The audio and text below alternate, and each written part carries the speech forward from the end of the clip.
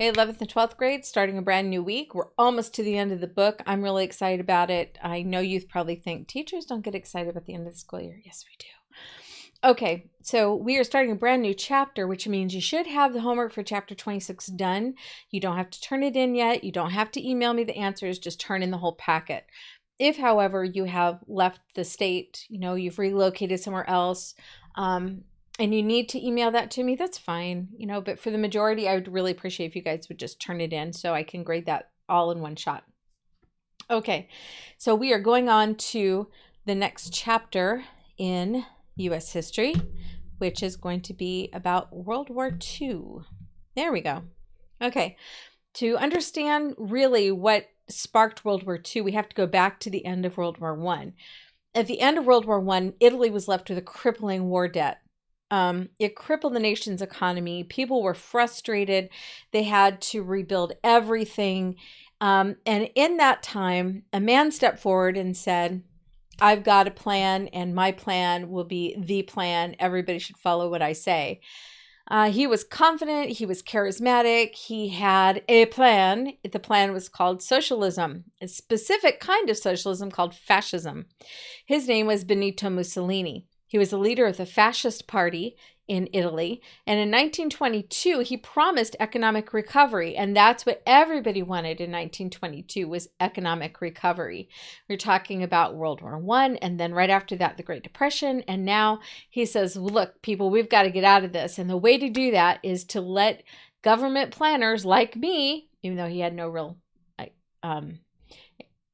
experience in that, let government planners, people who are smarter than you, tell you how to run your businesses and what you can sell, what you can't sell, where you should live. Let government planners help you. If you let us help you, we'll take all the money that you make and we'll redistribute it so everybody has an equal amount, or, you guys will have some and I'll get the most of it. Because when socialists talk, they think that everything's going to be spread equally around. Everybody gets a little bit of something. That is not how that's not what happens with socialism or communism. The leaders get the lion's share and they feel that they deserve it because they're the ones actually running everything. Everybody else is just basically reduced to their slavery. Okay, fascism is a form of government that controls almost all the activities that are political, economic, cultural, religious, and social. Outside of that, you can have total freedom, but the government controls everything else. The one thing they don't control in a fascist government is private property. However, if you have a store that you have opened, they will come in and investigate and do inspections on your store repeatedly to make sure that you're following all of the laws and regulations that they have set up for you. Okay. Germany was also suffering great economic hardships with World War I. The Depression made it even worse. But on top of everything else, they were responsible for all of the war debt from World War I because of the Treaty of Versailles. It was completely unfair. It was unjustified. And frankly, it was impossible to repay. Now, somebody under not Coleridge. That's an author. Coolidge. There we go.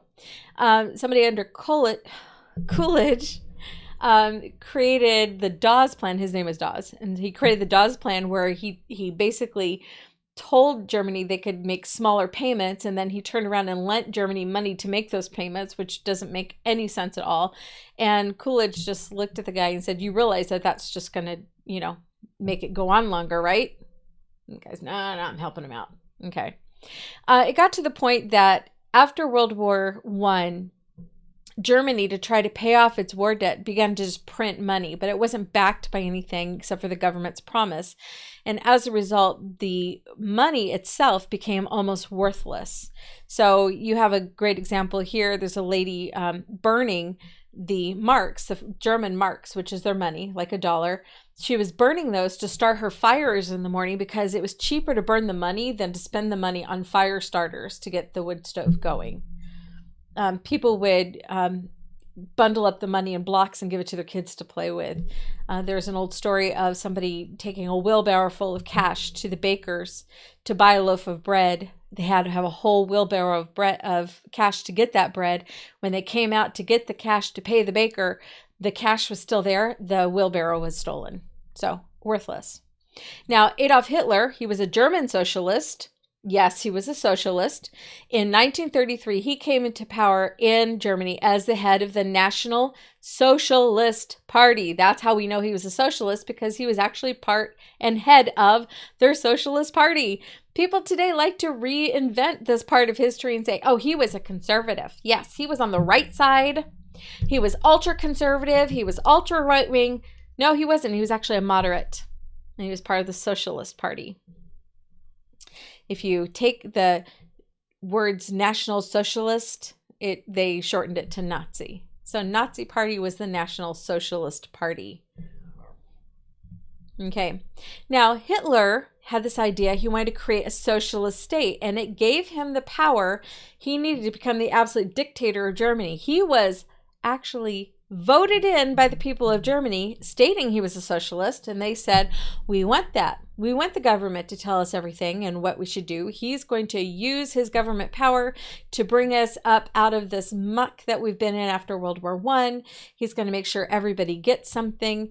Now, usually socialists need an enemy to fight against. In the United States, the socialists really go after the wealthiest people of the country, even if they're from the same political party. They call them the top 1%, or the 1%ers.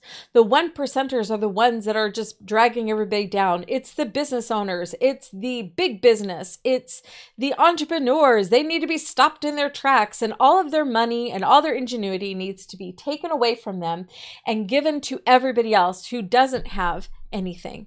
That's the relocation or the redistribution of funds. Hitler is going to use that same tactic, but his group of people he's going to go after are the Jews. It's not going to be just the Jews, but that's going to be the primary group. He's going to go after the Jews because Hitler himself was racist and he was anti-Semitic, even though his grandfather on his mother's side, I believe it was Jewish. So he was going to go after the Jews. He said the Jews own the big banks. Not every Jew owned a big bank. A lot of Jews were living hand to mouth. They were in poverty in Germany. He said the Jews didn't fight in World War I. A lot of Jews fought in World War I on the side of Germany. He said the Jews are here to take your money and take your jobs. No, they weren't. They already had their jobs, okay? And most of them didn't have a lot of money. But he was going to go after the Jewish people, stating, we're going to take all their stuff away, and then we're going to redistribute that wealth to the real Germans, even though many of the Jewish people who were living in Germany at that time had been living in Germany with their families for generations. So this was his way of doing this, okay? Hitler combined Marxist socialism, Marxist meaning communism, with Darwin's theory of evolution. Yep. You heard it here. He believed that the German people were the most evolved people on the planet. Yeah, it turns out that evolution is actually a very racist kind of thing. When you go to college and you go to an anthropology class, there is, in my anthropology book, there was like a little apology at the very beginning. It was like, as you read this, you may think that anthropology is actually very racist, but just trust us, it's not. Just because everybody who was ever involved with this in the past was really racist doesn't mean that this study is racist. Just because it makes it sound like it's racist doesn't mean it's racist. I remember being in the class and thinking, if anybody else said anything like this in public, they would be castigized. People would be going after them and saying, what kind of racist garbage is this? But yeah, in anthropology, the study of mankind, using Darwin's theory of evolution, the idea here, follow my thinking here, all mankind started in Africa, and it took millions of years for man to evolve into his present day shape and color. And then man went to Asia, and then man went to Europe. And the more man traveled to the West, the more evolved he became. The more he went to the West, the more evolved he became. His skin lightened, his bones became bigger, stronger, molars became better, his cranial capacity got bigger. Yeah, really if you look at Darwin's theory of evolution or anthropology's study of hominids, okay, as man left Africa, he became more evolved, especially as it got to Europe. So yeah, racist? You betcha. So because of that racism already ingrained in De Fuhrer, he taught the German people that they had evolved into the superior or master race. And he used the idea that the Aryans, who had long before Hitler's time, had traveled into ancient India and basically took over India and introduced them to Hinduism. And that became what the India we know today was actually inhabited by the Aryans. He said that the German people were actually the Aryans today. And look, they had already taken over India in the long ago past. There's no reason they couldn't take over the rest of the world now. He was also really big fans with people in the Middle East who were anti-Jewish. So anybody who was Arabic, anybody who was Islamic and hated the Jewish people, he was glomming onto them. So yeah, he combined the socialist, Marxist, Darwinist theory of evolution and racism all wrapped up in a big bow and said, we are the master race and we're going to take over the world. Now, in 1936, Berlin, the capital of Germany, hosted the Olympics. Hitler was determined to prove that the German people were racially superior. He was excited about this. He expected, really believed that every single competition would be swept by the German athletes. That's not what happened. So in the United States, a black man from Decatur, Alabama, was sent as the fastest runner to go and run in this Olympics. There was a man from California at the same time who went.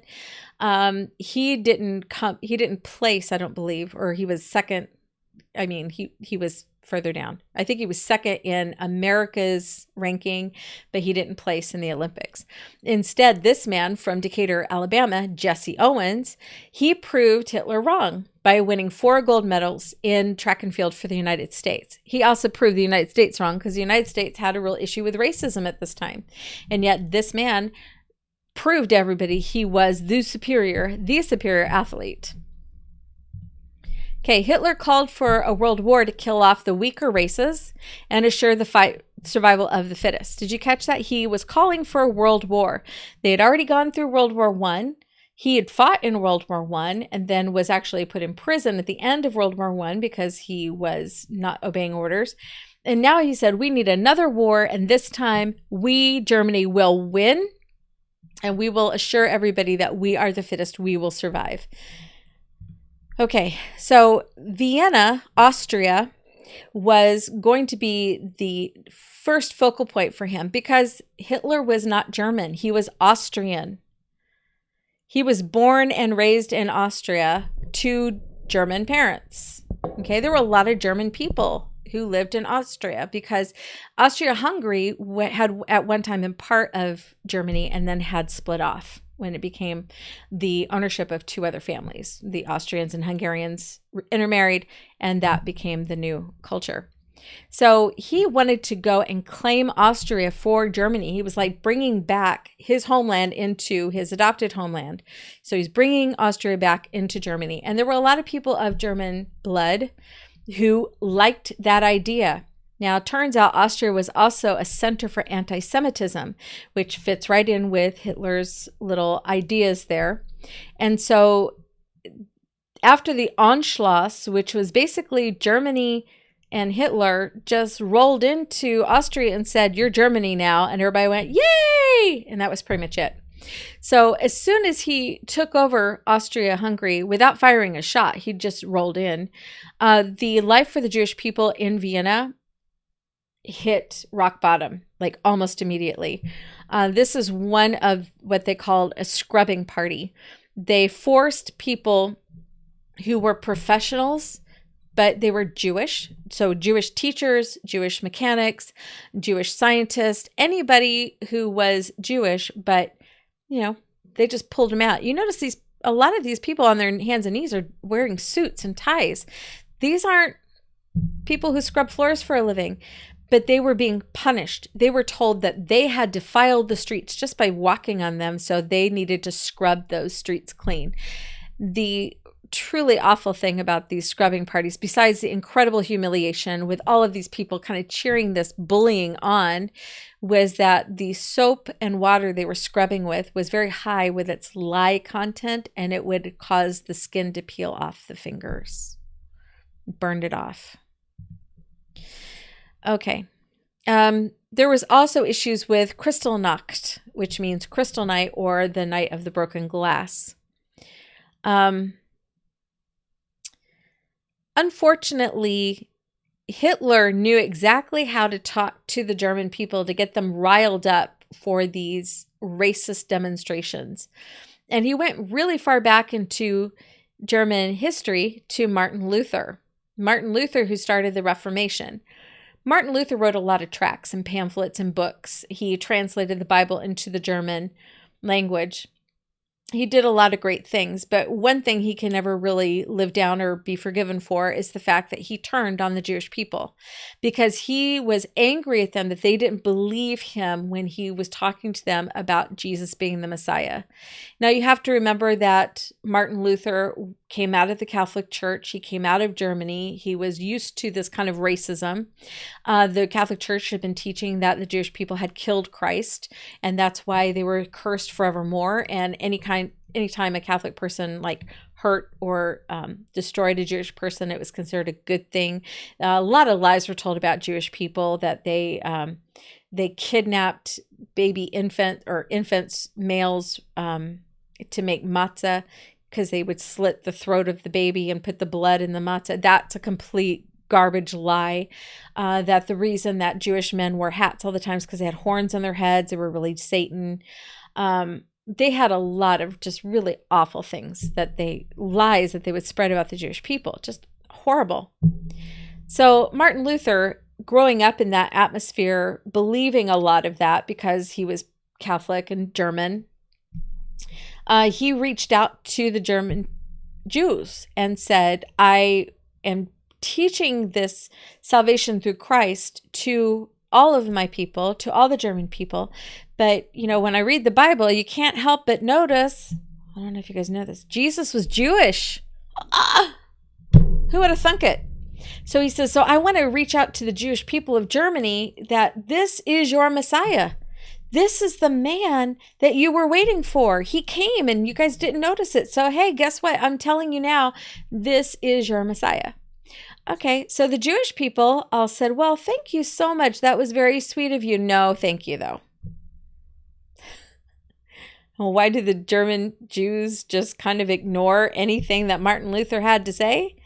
Because they were being pounded day in and day out by Catholics and by racist Germans who were constantly teaching that the Jewish people deserved their punishments. They deserved to die, that they had killed their Christ.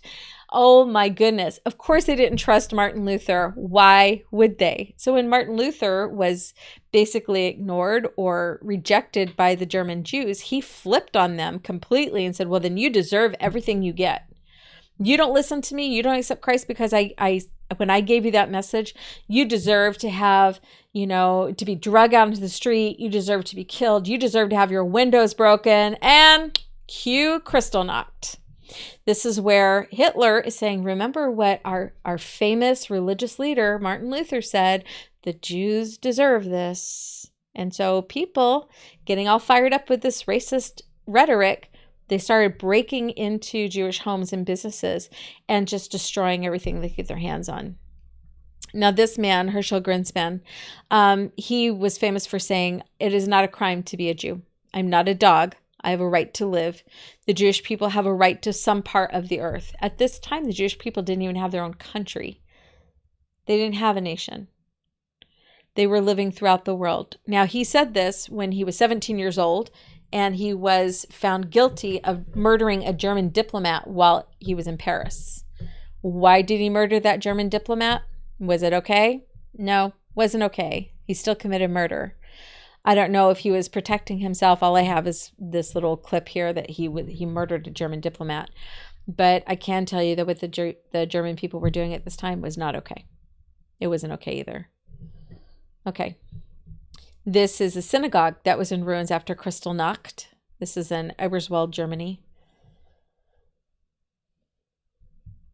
And here's a synagogue in Graz, Austria, in the aftermath of Kristallnacht. In November of 1938, there were multiple Kristallnachts. While violence against Jews was not new, it had been going on for centuries. New to Hitler's reign, this was the first pogrom. A pogrom is a nationally or federally, government-sponsored terrorist act. It basically encouraged its citizens to go after other citizens of the same country. This is the first pogrom organized and carried out by his government. In a crowning insult, German Jews were collectively fined. They were fined 1 billion marks after the event for their abominable crimes, etc. So they had all their stuff destroyed. They had families put in danger. They had family members killed. And then they were fined for the fact that they existed. That was their abominable crime. Okay, euthanasia is the killing of the terminally ill, the mentally retarded, and those with physical handicaps. Abortion is the killing of unborn babies, and Hitler and his government were guilty of both of these things. When it came to the terminally ill, he convinced people that he was using socialized medicine, that they had new hospitals and caretaking facilities. So the people who were ill were taken to those facilities to be cared for by trained doctors and nurses. Same thing for people who were considered mentally retarded. That means they have an IQ like lower than 60. So they were going to be taken and trained how to be the best that they could be in these new facilities. Physical handicaps, being born with some kind of birth defect, they were also taken away. It turns out that all these people who were going to these new facilities were actually being sent there to die. Parents and family members did not realize that's what was going on at first. It was trickery. There was a lot of trickery going on with this.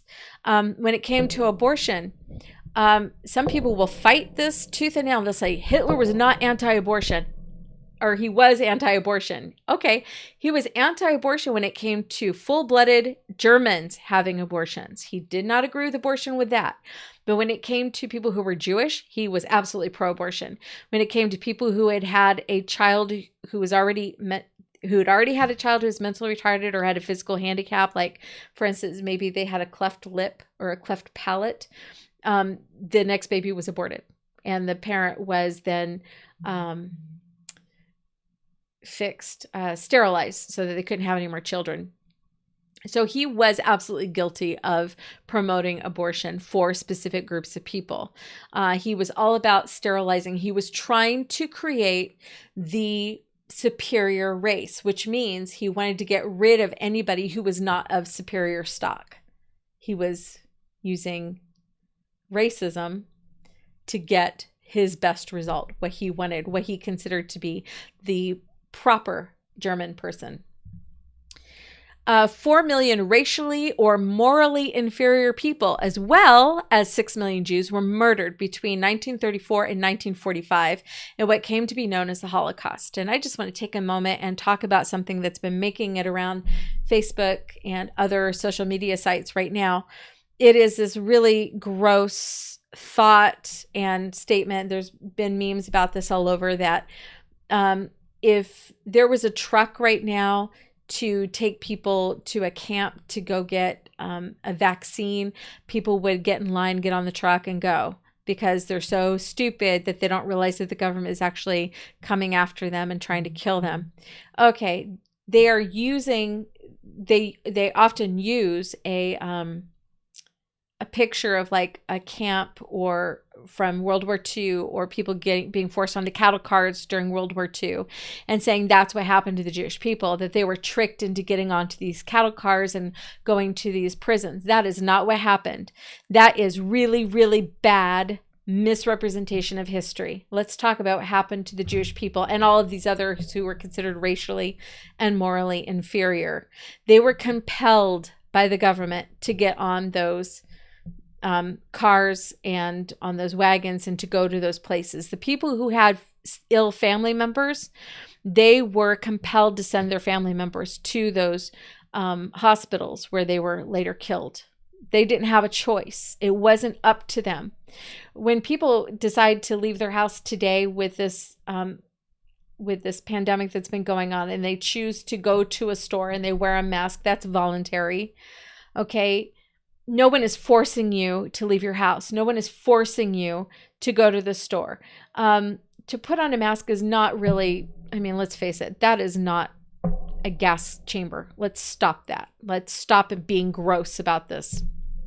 Let's talk about what happened to the Jewish people, because somebody did post something like that and I was incredibly offended, and I said, look, this is just not what it played out in history. And they linked an article, and the article was very clear, and I read it and I'm like, okay, so what's your point? Why would you say this after what the article said? The article basically talked about when Jewish people were first being sent to camps, to these prison camps. And the first people to go were teenage girls and girls who were like single, but, young adults. They were told by their government to go to their local school gymnasiums. Those girls did that because the government told them to, but their parents went with them. They didn't trust the government. They went. They were told, if you come to the school gymnasium, we will give you jobs. They were compelled to go. They were forced to go. This wasn't an option. They were told they had to go and sign up for these jobs. When the girls got to the gymnasiums, and they were told, okay, we are going to be taking you to another location where you will be working for us, it wasn't voluntary at all. They were compelled to get on those trains. Moms stood up at that point and said, do not take my daughter, take me instead. And they were told, no, we just want the younger girls. And they were compelled to get on those trains. None of that was voluntary. None of that has anything to do with what's going on right now. Not even a little bit. It's just a gross thing that people are comparing these two things. What happened during the Holocaust happened. It was one of the worst instances of man's inhumanity to man. And to compare anything that we're going through because we have to wear a mask to go into a store, comparing it to that is grotesque. That you would put so little respect toward the people who actually went through the Holocaust and say you're comparing yourself to them. Stop it. That needs to be stopped. It's just disgusting. Here we have a picture of people who could be Jewish, or they could be what is considered racially or morally inferior, which means they could be Polish. The Polish were seen as morally inferior and dirty. They could be people who were gypsies or Roma. They could be people who claimed homosexuality. They were people who were Catholic, because some people did not agree with what the Pope agreeing to allow to support Germany at first. There was a lot of people who were not Jewish who were included in this group. So there were close to 4 million people who died as a result of Hitler wanting to get rid of a whole group of people he considered to be racially and morally inferior. And the fact that he thought anybody would be morally inferior is just a joke, because he was probably the least moral person ever to walk on the planet. Okay, this is what it looked like when people were rescued from these concentration camps, which is what they were called, concentration camps. This is not the same thing as what people in the United States are going through today with the coronavirus. It's not even close. Okay, now I always take a break in this part of world history to talk about what was going on in England, because this is a really important part of what happened in World War II. But we have to kind of go back a little bit before World War II to kind of get a running jump into it. So I always do this, God's hand in history, World War II, the focus on Great Britain. In the first picture you have on the left, you have Queen Victoria. She was the longest reigning monarch in England up until Elizabeth II, who bypassed her 2 years ago. So here is a picture of 4 generations. You have Queen Victoria sitting down. Prince Edward is standing, let's see. Okay. Edward the Seventh is standing up on the left, George V is to the right, and this is George V's son that is being held by Queen Victoria, and that is Prince Edward. Okay. So this is a 4-generation family photo, and it's kind of cool. Okay, so Edward VII, on the left of the second picture, was related to so many European royal families. He was known as the Uncle of Europe because Queen Victoria had a lot of kids, and her daughters married other heads of state. Okay, so they became queens of other nations, including Russia. Her daughter was a Tsarina of Russia. His grandson, Edward VIII, who you see on the right-hand side, looking all natty and fancy, he reigned less than 1 year and gave up his throne as the Duke of Windsor. I know what you're thinking. He did what now? Yep. When Edward VII died, Edward VIII was next in line to the throne. He ruled for about a year. He never really was officially crowned. They were preparing for his coronation when he went on the radio and said, I am in love with a woman that I care very much for, and I'm giving up my throne for the love of a woman. Parliament will not let me marry her because she is an American and she is a divorcee. So I'm giving up my throne so I can marry the woman I love. And people in the United States went, oh, that's so sweet. But it really wasn't that sweet because this is the woman he loved. Her name was Wallis Simpson. When she first met Edward, she was married, and she was on her second or third marriage at the time. But the two of them decided to start dating anyway. Her husband, when he found out, was furious, but he was compelled by the prince to just quietly divorce her and walk away, and he did. And the two of them became big hits in the social circle. And eventually, when Edward abandoned the throne, or it's not abandoned. I gave up the throne. There's another word, and it'll come back to me. When he gave up the throne, he married Wallis Simpson, and the two of them became the big stars in among the social elite. Now, the people who were the higher ranking people in Europe, like for instance in England itself, they did not like Wallis Simpson. They saw her as kind of ruining it for their royal family, but they were welcomed throughout Europe and throughout the United States. Not so much in England, though.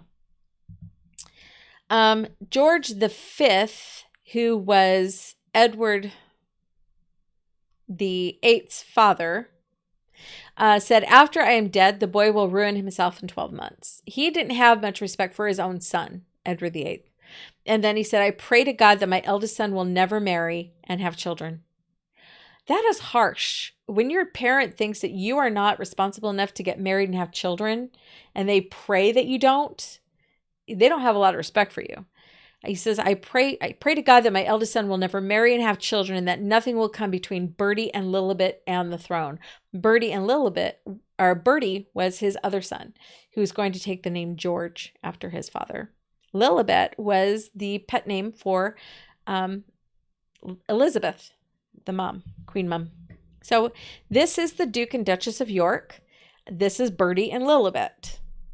So when they were still Duke and Duchess of York, and this is their baby girl, Princess Elizabeth. This is from 1927.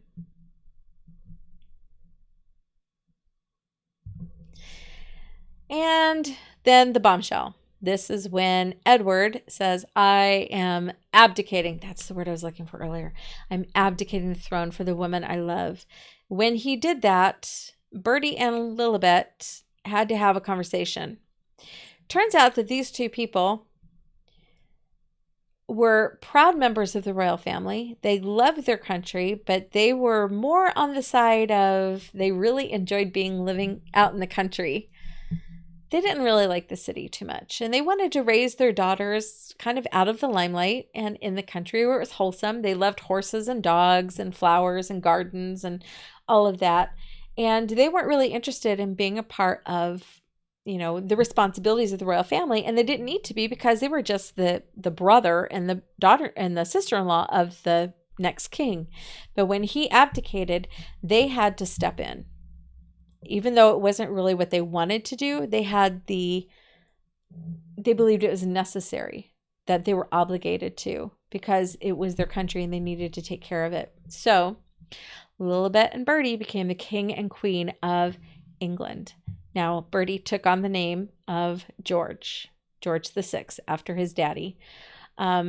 You see Lilibet, Elizabeth, the queen mother, and she has her arm around her daughter, Elizabeth, who will become the current Queen Elizabeth II. Okay. So this is Princess Elizabeth and her mom standing up in the balcony waving. Now, when World War II happened, the family decided that they were going to be the best English people they could possibly be. They were going to lead by example. So the queen learned how to shoot. She kept a loaded gun in her purse at all times and on her body at all times. She was determined if anybody ever tried to take over her family's home, her residence, her palace, she would shoot to kill. They lost people in the war. They lost several family members who were officers in the military. They lost a portion of their home to a bombing raid, and it caught fire and it had to be rebuilt. But Elizabeth, who would later become queen, she went to her parents as soon as she turned 18. When she became of age, she went to her mom and dad and said, I also want to serve. And I want to serve in the military. And her parents said, you should serve in the military. So she became a soldier. And her job really was to take care of the motor pool. There she is. She was so pretty. Now, her mom was also working. Her father was also working. Her father was constantly working with the parliament at the time and trying to do the best he possibly could for the soldiers. For the mom, she would go out and visit the people of England. She was always dressed up in her nicest clothes. She actually got criticized for that. The newspapers would often write what she was wearing, because that's what you do, when it's the queen. And they said, here she is. She's talking to people in their bombed out crater that used to be their house. And she's talking to them and she's having a conversation with them, and she's dressed in a nice dress and a little fur coat and everything. And she's having a conversation with them. And people thought, well, that's just kind of like, you're just kind of, in your face. My house wasn't bombed. Ha ha. Look at me. I'm all dressed up. And so finally somebody had the audacity to ask her, why are you dressed so inappropriately when you're talking to people who just lost everything? And she turned it around on them and explained her position. She wasn't dressed inappropriately. She said, I know that if these people came to my house today, they would be wearing their best clothes. I am visiting my citizens in their homes. I will wear my best clothes. It was her way of showing respect for her citizens. And they loved her for that till the day she died. They loved the Queen Mom. So here is Elizabeth Windsor. She's still able to. She has the knowledge. Can strip apart an engine and put it back together. Yep, she's got the skills. And she said the most nerve-wracking day was the day her father, the king, came to do an inspection. And she's a soldier by this time. She's not just daddy's little girl. She's not the princess. She is subaltern Elizabeth Windsor, and she better have everything down, or if her daddy's disapproval meant a lot to her. She did fine with the inspection. Okay. Well, the people of Europe were fighting against Germany. Germany had pushed a lot of the French and the English off of French soil and onto this little beach called Dunkirk. It was right across from England, across the English Channel. And they tried to pick up the men who were there on hospital ships and carriers. Every time they got close, planes from Germany and boats from Germany would shoot at these boats and cause them to sink. And so the men would swim back to shore, and they were trying to get rescued. They were afraid that if the Germans got any closer on land, that they would just kill them all there on the shore. So the news came out among the English, their king and their head of state. Winston Churchill was the... I know you guys are yelling at me right now because you already know this. Prime Minister. There we go. The Prime Minister sent out a call for everyone who had any kind of boat, fishing boat, yacht, whatever you had, go over to Dunkirk and pick up some soldiers and get back. Okay. And they told people it's going to be dangerous, but you know what? It was a miracle because there were well over 100,000 people saved from Dunkirk Beach by just your average citizen in England. And that was so important because the people really looked for leadership among their king and his family. They were willing to get out and get their hands dirty. The average people in England were willing to do that as well. They were willing to put their lives on the line to save their soldiers, and they did. Now, why is that so important? Because when we go back in history and we look at the history of Edward and